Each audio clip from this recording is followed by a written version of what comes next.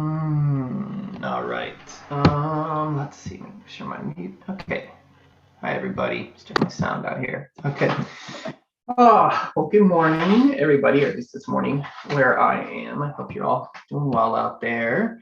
And excited to be here to continue with this Friday series, do a little break for Thanksgiving and everything. And I've been talking a lot and working with folks on survival skills and even some of this preparedness and resilience training. And, a lot of these videos I've done on Fridays have been focused on this idea of the end of the world as we know it, which is, I think, great actually for us to, as a starting point, to have a greater discussion about where we want to go and what we want to do with our lives. And it can be a little dark and grim sometimes. So as we've kind of gone down through, Halloween and Thanksgiving, it's now it's kind of like a little bit of a lighter feeling as we move towards Christmas for a lot of folks, at least. And the winter holidays and Hanukkah, and a lot of religions have some sort of theme around light in this time of year in the darkness. It might be nice to have a lighter theme. And so I was wanted to bring up this new topic of the magic and power of trees. But before I go into it, I do want to preface this series by saying that for me, this is all related, right? So there's this notion of like, oh my gosh, like survival skills, like I've got to survive because something terrible is going to happen or the world's going to end. And actually, I think in a lot of ways, most of us are underprepared for some of those kind of scenarios. And so I like to help people in a non-fear-based way be more ready and be more prepared. But one of the greatest things I've seen over the years with teaching people survival skills, I think I mentioned this in my book Primal when I'm interviewing my friend Dan Corcoran about this. Actually, we both came to the realization like everybody finds something about survival skills that they love, and it's often different for different people. Some people might be making fire, some people might be making stone tools, some people might be learning medicinal herbs or foraging skills. But it's almost like our brains are wired to love and know those things, or find something that we're passionate about. In fact, that's kind of the premise of my first book, Primal. So for me, a lot of times this, say preparedness training or resilience training, or like the winter resilience and survival training class I taught last month, preparing for the end of the world, ancestral skills, rewilding our lives, like these all sort of intersect and merge and become one thing. And this series on trees for me is really about looking at that intersection, because when we look at trees and our relationship to them, a lot, in my mind, a lot is unveiled, a lot of is revealed. So and why would we talk about trees at this time of year? So going into the winter time, the winter months, the dark months. Well, for a lot of people who live not in Mediterranean tropical climates, though even in those climates, trees are very important. If you live south or north of the equator, relatively significantly, trees were probably one of the main tools that your ancestors used to survive. And actually in tropical climates, that's true too, but to survive particularly cold temperatures and winter time. In my book, Awakening Fire, I focus on the fact that fire is the main invention that allowed us to actually disperse north from mild tropical climates into much colder regions, like the invention and use of fire. And in many or most of the cases, the fuel for fire for thousands and thousands and thousands of years was trees. It was wood from trees. And perhaps it's best at this point to just pause for a minute and actually even describe and talk about what is wood. And so a lot of people don't know this, but originally all plants were what we would call herbaceous. So plants, they were green, and they had green soft parts, and then they would die back at different times of the year, right? And the adaptation of woody plants, shrubs, and trees is that they actually have wood. They have this substance they create so that their above ground parts don't die back. And in particular, that's often an adaptation to cold climates. So already, I probably, those of you who are watching this, live, or those of you watching this recorded, are starting to realize, oh my gosh, like wood is the adaptation to cold and to winter that the plant itself, the tree itself has. And then we as human beings actually have a relationship with that wood that allows us to survive in cold climates, or at least historically has. And I see this in a lot of times, one of the most obvious ways, it's sort of like a hit you over the head kind of thing, is wood allows you to make fire.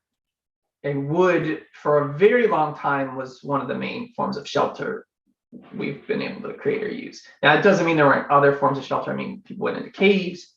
I've seen some incredible displays of people, using like a mammoth rib cage with mammoth skins like over the top, and making literally structures and living structures out of mammoth bones and skeletons. I don't know how common that was, but it's pretty amazing to contemplate. But yeah, and even structures like that are more temporary structures like teepees and such, you actually need the poles. You need the tree poles to wrap the hides around.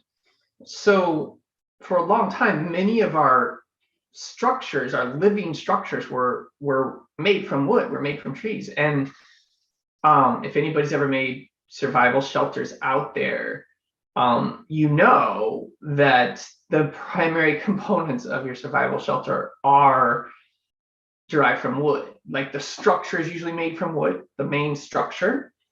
And then also the debris that tends to be used in structures is often from trees. I mean, you can use other things like ferns and things like that, but it's often leaves or pine needles or branches, pine boughs. And so there's this inherent connection between trees, winter, and survival. And so if people are wanting to feel more secure about being out in the wilderness in the wintertime, if people are wanting to know more about how to like live maybe off the grid or not as reliant on our modern infrastructure, or if people are just wanting to live a more connected life where their resource base is more connected to the land around them, trees are an amazing place to start for all of those things. They're a great resource. And in particular with this series, I'm going to focus on conifers for a couple of reasons. Well, actually a few reasons. One, they're often pretty easy to identify, and in a lot of places, even if there are a lot of conifers, they're still relatively easy to identify, and for some people easier than deciduous trees. They are incredibly useful and have like dynamic, helpful things for survival purposes, just like right off the bat, like that you can just walk up to the tree and often find things to use. But then I think deeper is like, I love this when these things all come together, where it's like, we look at this time, it's like, okay, like we're entering into the close to solstice time. I mean, it's a few weeks away still, but, and what are people doing in a lot of parts of the world, in Europe and northern climates? A lot of times there's some sort of practice of bringing some sort of conifer-based, cone-based, needle-based tree of some form into their house. Like I don't have a Christmas tree, but I have a wreath we got, and I have like some cedar garland we got. And it's like, well, why have people been doing that for hundreds, maybe thousands, maybe tens of thousands of years? What's the idea behind that? And so today and for the next few weeks on Fridays, I'll be like kind of unpacking that a little bit. And I wanted to just start by taking a big look at it from the idea of like, well, conifers actually, one of the things that might attract us to them at this time of year is that they look more alive than the deciduous trees. Now, the reality is neither of them's actually dead, right? Like the deciduous trees have just lost their leaves. They're dormant. And conifers, cone-bearing trees, trees with needles, they do actually lose their needles. A lot of people don't realize this. They do lose their needles, but they tend to lose them slowly and not all at once. And you can't often tell. The larch is an example of a conifer that loses all its needles at once. But it tends to be the case that at this time of year, you look out and the green thing in your landscape is the conifers.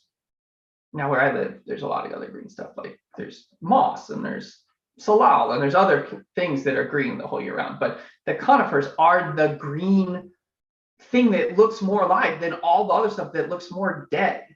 So there's probably some very, very old symbolic, magical, mythological understanding of bringing in this green thing to your house or into your dwelling. And maybe even it's a remembrance of the time when we needed to make shelters out of those things in the wintertime. Like where I live, the most common way that people used to make their homes was out of cedar planks. These big lodges made out of cedar planks. So literally homes made out of cedar. I mean, my home here is got wood in it. Our homes tend to have at least a wooden structure, a wooden frame. So there's sort of this almost like magical symbolic quality to it that is one of the reasons why we are drawn to those things. And I wrote out in an email this week to some of the people on my list about also there's this uplifting quality to the smells, and I think I'll talk more about the medicinal qualities of the conifers next week. But one of the things I wanted to acquaint everybody with is how useful conifers are for survival purposes in an emergency situation. And I think a lot of this really comes to people when you spend time outside in the cold, especially where I live, where it's wet, how quickly conifers can become your friends. Now, there are some, precautions. I know in really snowy areas, you don't necessarily want to get close to the conifers because actually there can be like a hole, a cavity near the conifers that you can fall down into, and it can be very difficult to get out of those conifers, especially when there's feet and feet and feet and feet of snow. But basically, conifers provide a natural form of shelter in the wintertime. It's that simple. Like, I mean, it's not like a 100% foolproof shelter, but you go under a cedar tree, you go under a hemlock tree, you go under a pine tree, you go under a fir tree, and they're naturally somewhat umbrella shaped, some of them more so than others, especially hemlocks and cedars. And you can often, even in the wettest time of year, find little dry patches under some of those trees. Especially the big hemlocks and the big cedars that will grow, and their branches will grow very low down. So you literally walk in and there's a shelter there. In fact, I once found a cougar kill site underneath a cedar tree in a very, very wet scene. Where there's just been dumping rain, and there's just this dry spot underneath this cedar tree, and there was like a deer carcass there that a cougar had clearly pulled in there and was, having it as a dry place to eat its meal. I think I had actually pushed that cougar off. The kill was kind of an eerie and kind of, hairs on the back of your neck standing up kind of experience. But if you're out in the rain, or you're out in the cold, or you're out in the wind or something, like going next to a conifer tree, there is some protection. And then underneath that tree, depending on the tree, there's often dry, dead branches that are hanging up because the way the branches grow down. Douglas firs, this is a little bit less true. So fir trees, it's somewhat less true. But some conifers, the way it grows down is like the branches, kill off the upper branches grow down and they kill off the lower branches. So there's all this dry, dead kindling, like this amazing source of kindling just hanging out that's not on the ground that you break off. It's dead wood, and it's super dry. It snaps when you, and you can make a fire super easily. You can gather a lot of dry kindling very fast from underneath there. Another amazing thing about conifers, I mean, besides the fact that they're flammable, I mean, they're dry wood, you know, is that many of them, though not all, contain their sap or their pitch is actually extra flammable. So this is true for pines, pine trees, western hemlock and eastern hemlock. It's true for cedars. It's true for firs. A lot of fir trees, actually young fir trees, if you see them, you'll see these little blisters on their bark. You can actually pop those blisters, and then there'll be like all this sap inside, and you can take that sap and you can put it on a twig and you can light it, and it's like a match. Like it'll just like, and if you grab a bundle of sticks and mix some of that pitch in there, then you have really easy makings for a fire. If you have a source of ignition, you can just light that on fire, and it's like a torch. So that flammable pitch is an amazing friend to know about. I think, you know, most pine trees have that. There's different kinds of pitch from the pine. In fact, some pines are so pitchy, there's so much pitch in them that burning them, the smoke is slightly toxic. So you have to be a little bit careful of that. This isn't true for yew trees. From what I know, yew is a very hard, dense wood. It's not very easy to burn. It does burn hot, I think, if it's aged, but I have a yew tree in my backyard, and I've never really seen any sort of pitch or sap coming out of it. So it's not all conifers, but I would say it's most conifers. And when I'm talking about hemlock here, I'm talking about western and eastern hemlock, the coniferous tree, not the plant, not the herbaceous plant, the water hemlocks and poison hemlocks, which is a poisonous plant. So that pitch also, this is just kind of a side note, but this used to be one of my favorite wintertime projects. You can gather that pitch up and you can make glue out of it. In fact, it's probably one of the oldest forms of glue made in the world. You can melt it down and grind up some charcoal and mix it together, and it forms this very dark glue that you can use to like fix, put arrowheads on an arrow shaft, or you can use it to seal like a basket to make a waterproof container, or if you're making like a primitive fish hook or an old style fish hook, you can use it to attach your cordage and put the pieces of your fish hook together. So the pitch itself is very useful for survival purposes, and as it has medicinal properties as well. So some of those places underneath those hemlock trees and those cedar trees and others, you can actually just stay under there as your shelter. And you'll find with some pine trees, I think that the shore pines, also the ponderosa pines, potentially the eastern white pine, western white pine, if they're an older tree, they'll have like years of accumulations of needles underneath them. And they have big needles, right? The needles that are often woven into baskets. And so you can actually sometimes just in an emergency situation, just burrow into those needles and like if you have like a poncho or you have a jacket, pull that over you and you have like a warm bed of needles. It's kind of like how people used to sleep in barns, and they'd sleep in like straw or hay inside the barn.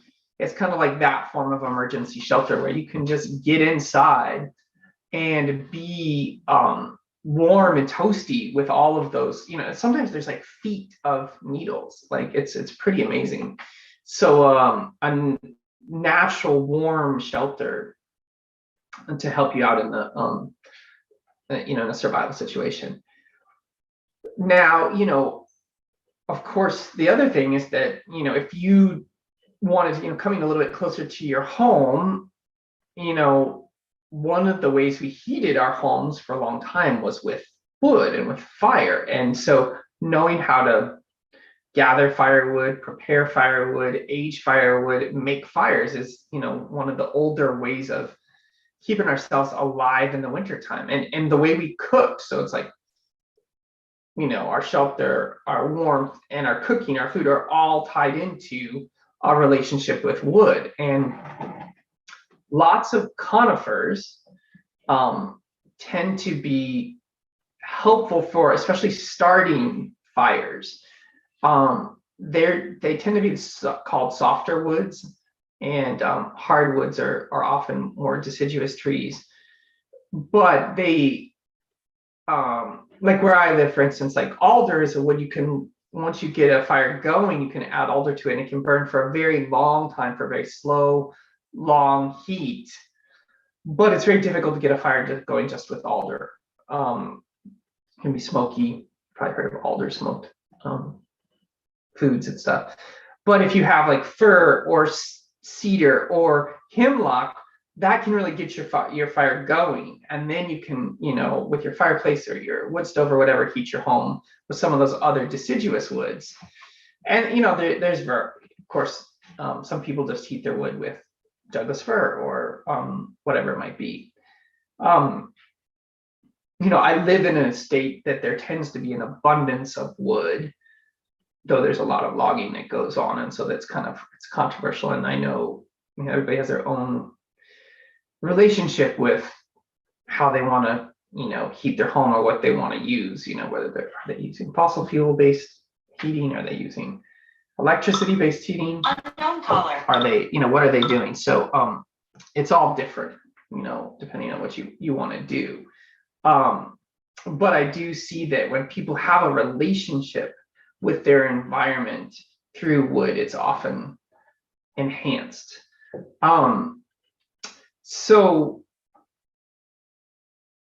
yeah, you can just kind of imagine this archetypal scene of being out in the wintertime, somebody getting lost, and then looking at the landscape and like, what are they going to do? And then like literally being able to look at, say there's 18 inches of snow on the ground, looking out in landscape and seeing the conifer trees and going towards those conifer trees. And underneath those conifer trees, there being significantly less or even no snow. They can, make a place to stay for the night with a fire. They can get a fire going from the dry, dead branches. They can, maybe there's needles that they can pile up to at least make a duff bed to sleep on top of. They could use some boughs, they could break off live boughs if they needed to make a bed to cover themselves with, or if they have to make a stronger survival shelter using dead and down big logs or branches to form a structure, putting those pine boughs or those other conifer boughs on top as a form of wind and rain protection, making the fire out of the wood, the dry and dead wood, gathering the pitch to help get the fire going. And then, literally drinking a tea made from hemlock or Doug fir or cedar or something to warm themselves up inside. That, even just being able to see the conifers from far away in a wet landscape or a snowy landscape or a cold landscape, going there is going to be better than being up on a mountainside or being exposed or being out in a wide open plain or prairie. So there really is this sense, coming back to where we started, about this idea of like conifers representing like life in the wintertime, like as opposed to death, right? Like the opportunity to survive through a hard time. And then possibly our traditions of bringing in the greenery, bringing in the cedars, bringing in the wreaths, made out of these evergreen pieces that might have been made in the old times from just things that were blown down, being our connection to those trees, a remembrance of those trees being a sign of life in the dark times, in the winter time, in the time when we are close to the darkest time of year, and when death can sometimes feel closer. Yeah, so maybe that's a good place for us to stop with our first of this series of like, okay, power conifers for survival purposes, right? Like helping us know how to make our fire, get our shelter, get our warmth met, both at home and in the wilds. And also, like if there were a situation where we were in a more of an emergency situation and your power's out in your house for weeks or something like that, knowing how to get resources from your landscape and heat your home in the wintertime or take care of yourself, being able to make a fire and being able to know the local woods and local trees is a really good place to start. Next week, I'll probably talk a little bit more about the medicinal aspects of these, including the medicinal properties of the actual breathing in all of the scents from those trees. Like that, one of the reasons we bring these items in the wintertime is to help our lungs and our immune system and our respiratory system. We'll talk about the connections there. But I think starting with the relationship of humans and conifers and wondering why we have them as a symbol of life at this time of year, there's a lot that can just be unpacked by going a little bit deep and looking at our survival relationship with those things. So, all right, everybody. Well, thanks for tuning in, checking this out. And, this, a lot of you'll probably be watching the recording of this. And yeah, we'll do this for the next few weeks. Thanks, everybody.